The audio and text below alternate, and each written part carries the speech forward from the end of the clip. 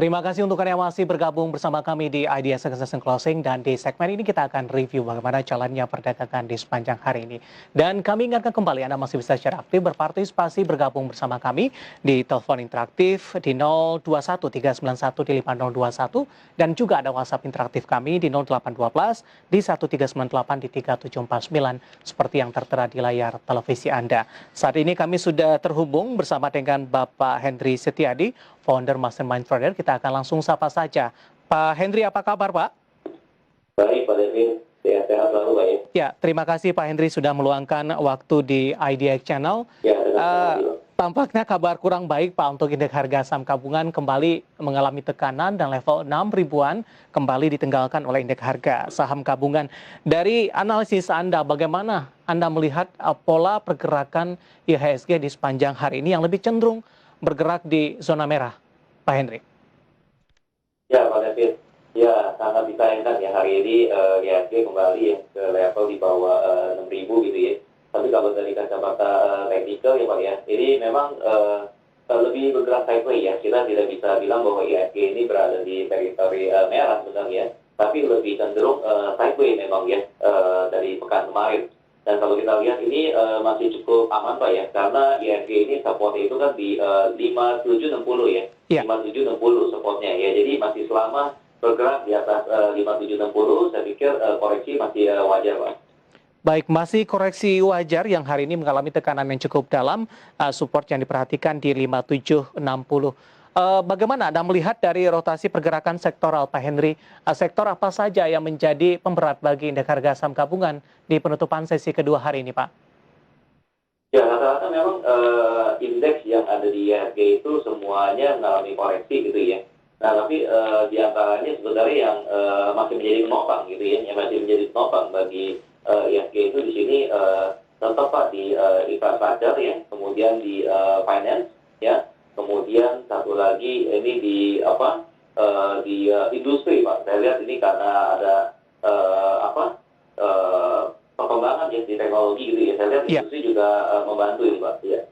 Baik, topik kita hari ini adalah sektor teknologi. Tadi pun juga sudah kita Ya. sampaikan, Pak Hendry.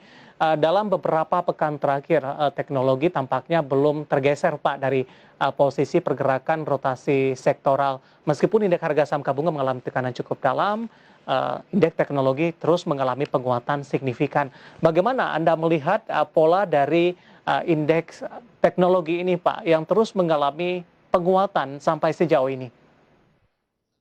Ya, itu yang berbasis teknologi memang sekarang kelihatannya ini memang cukup menjanjikan Pak ya. Memang diantaranya itu memang kalau kita lihat yang berbasis teknologi, ya sampai dengan hari ini walaupun terjadi pandemi COVID, di tengah-tengahnya malah ada yang meningkat gitu bisnisnya. Ya, jadi sektor teknologi ini menurut saya tetap Pak, itu menjadi salah satu sektor yang jadi perhatian bagi para investor ya, bagi mau masuk posisi ya.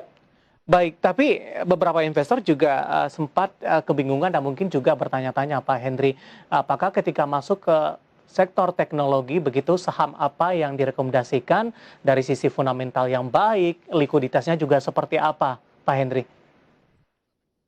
Ya, nanti per emitennya juga memang harus kita perhatikan ya. Di antaranya memang kita melihat Pak lebih ke arah bisnisnya ke depannya ya. 5 tahun, 10 tahun depan itu seperti apa perkembangannya.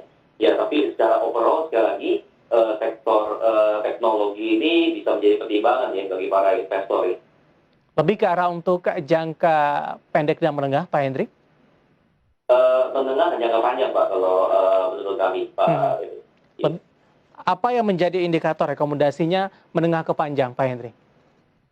Ya, pertama itu karena sekarang ini kan kita masih rata-rata work from home ya. Jadi rata-rata itu orang kita perlu sekarang yang namanya bekerja under teknologi ya. Oke. Jadi kita web conference dan sebagainya gitu Pak David. Baik, sektor teknologi merupakan suatu hal yang masih dibilang baru begitu Pak Hendry. Dari sisi pemilihan betul. sahamnya, ada tidak yang Anda rekomendasikan dari sisi teknologi ini? Secara spesifik sih nggak ada Pak. Cuma rata-rata memang kalau untuk emiten yang berbasis teknologi ini ada besar Pak ya peluang ya kalau kita bicara mengenai medium to long term Pak. Oke, artinya ketika masuk kepada sektor teknologi, terserah mau pilih saham apa atau bagaimana kriterianya Pak Hendry? Kriterianya pertama itu menyangkut sudah pasti yang namanya penyediaan ya provider ya. Iya. Jadi tadi saya bilang kita di rumah itu perlu ya yang namanya internet, kemudian juga web content dan sebagainya.